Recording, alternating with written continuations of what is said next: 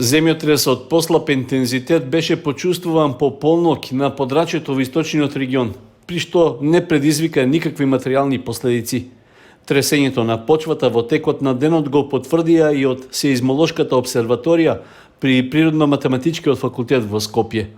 Во писменото соопштение стои дека земјотрес со локална Рихтерова магнитуда од 2,4 степена е регистриран ноќеска во 0 часот и 21 минута во епицентралното подрачје Делчево-Берово на 100 км источно од Скопје. Земјотресот е почувствувал населението на Виници и Кочани како и околните населби со интензитет од 3 степен според Европската макросеизмичка скала.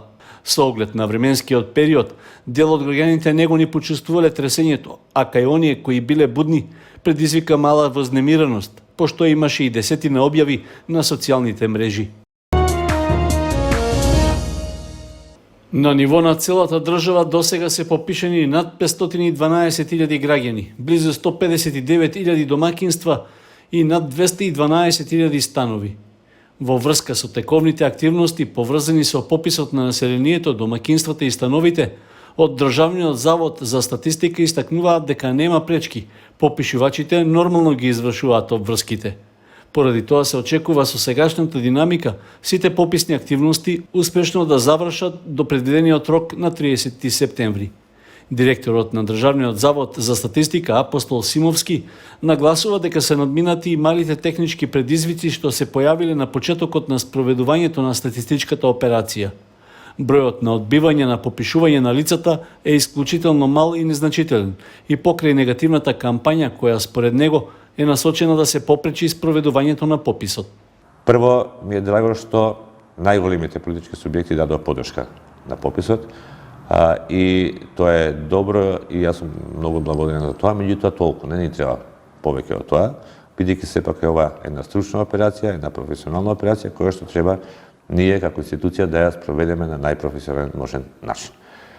И дотука апсолутно сум среќен што ја имаме таа поддршка. Одредени помали политички субјекти, како што премалку споменавте, кои што на крајот на крajот се дури беззначени во смисло на своето влијание, сепак се настојуваат од некои си своји лични политички причини да ја уништат оваа операција и не би сакал повеќе да коментирам, бидејќи веќе кажав што мислам во тој дел. Комуникацијата со невладиниот сектор ја започнаме уште многу пред да стартуваме со официјалните подготовки за пописот. Значи, креирањето на содржината на пописот, техниките, објаснувањето на потребата зашто сакаме така натака, бевме во комуникација со сите. И не само од невладиниот сектор, туку и оние кои што се најзаинтересирани, односно за како корисници на податоци. И да формираме содржината, меѓутоа и да ја добиеме поддршката бидејќи ни е неопходна. Според Симовски, досега собраните податоци од пописот покажуваат дека станува збор за одлични резултати. Одзивот на граѓаните е добар во работните денови, за разлика од деновите на викенд кога очекувано бројките се уште повисоки.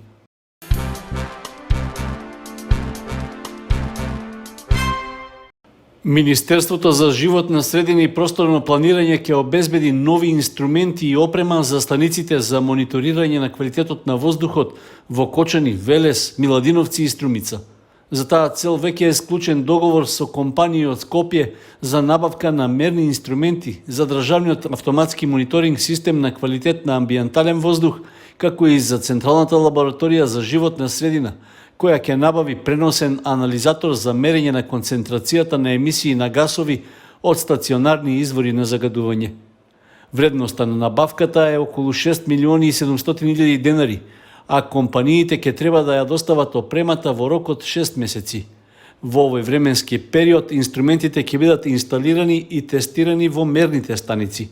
Набавката е дел од процесот на сертификација на Централната лабораторија за мерење на емисиите во воздухот. Од Министерството за животна средина пред 2 месеца најавија дека лабораторијата ќе се сертифицира за повеќе од една метода за мерење на загадување на воздухот.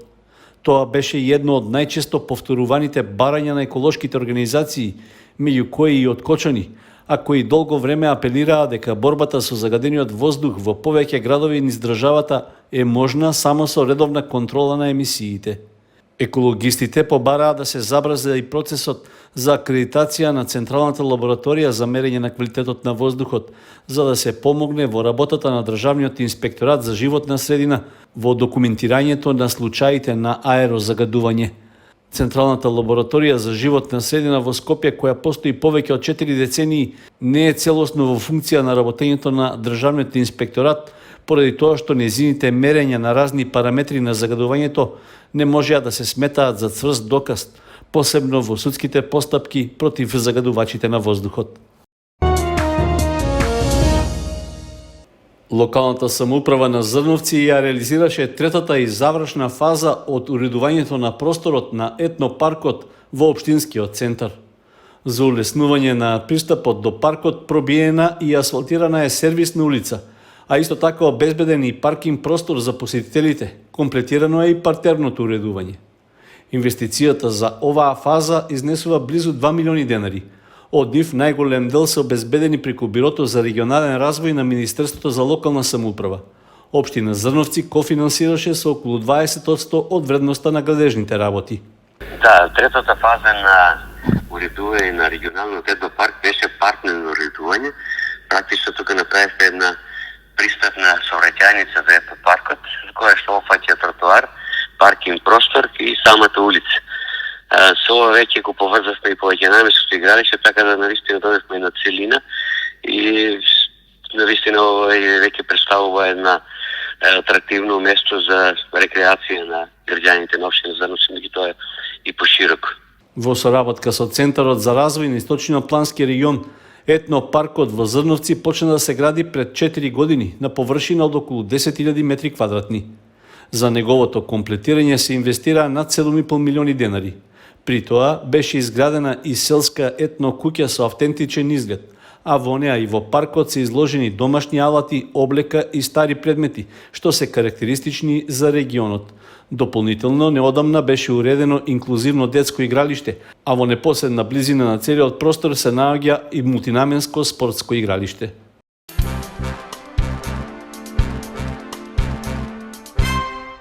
Општина Кочани ја почна постапката за спроведување стратегиска оценка за урбанистичкиот план во населено место за локација во атарот на селото Тракање, каде што е предвидено да се постават фотоволтаични централи.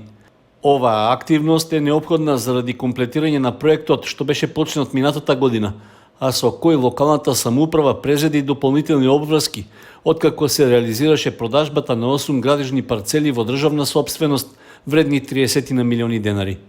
Спроведувањето на стратегиската оценка треба да покаже како поставувањето на соларните и фотоволтаични келии ќе влијае врз подземните и површинските води, врз почвата и во однос на генерирањето отпад.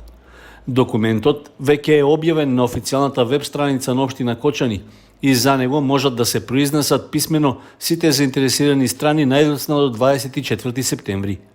Парцелите каде што во иднина ќе бидат поставени фотоволтаични централи за електрична енергија се наоѓаат во местноста Страна во атарот на село Тракање.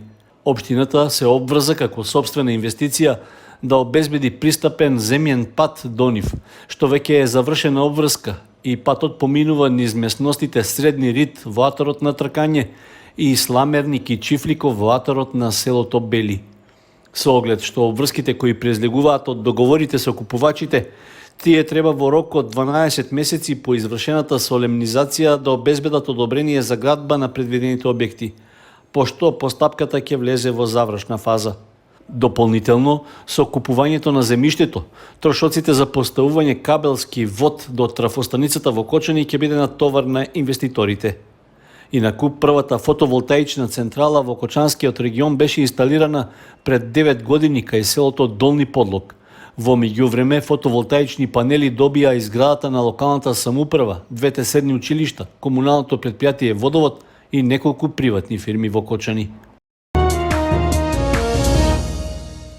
Агенцијата за вработување ги повикува сите заинтересирани невработени лица кои покажуваат желба и интерес да основаат здружение на граѓани, односно невладина организација, која ќе делува во областа на социјалната заштита и испоручувањето услуги за одмена на семејната грижа и услуги за долготрајна грижа за болни лица, да се пријават за мерката за поддршка што е во тек.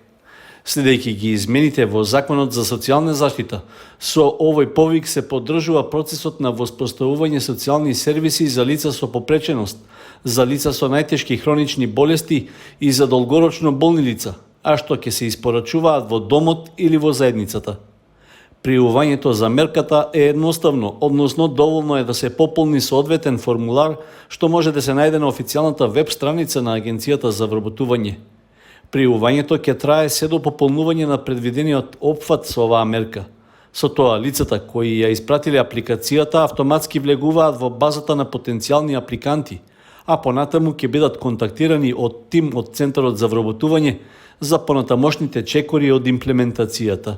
Со реализацијата на оваа мерка се дава поддршка при основањето на Сдружение на граѓани, односно невладина организација, за да биде одржлив и успешен субјект давател на социјални услуги.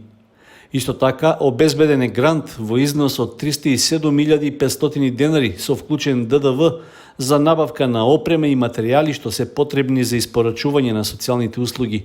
Дополнително ќе се обезбеди и обучена и квалификувана работна сила преку стручни обуки. Агенцијата за вработување ќе даде и субвенција на платите за лицата кои ќе се вработат во новоформираното Сдружение на граѓани како даватели на социјалните услуги. При тоа, износот на бруто платата ќе биде 29.180 денари во период од 10 месеци. Исто така, агенцијата обезбедува и менторска и советодавна поддршка во текот на целиот процес.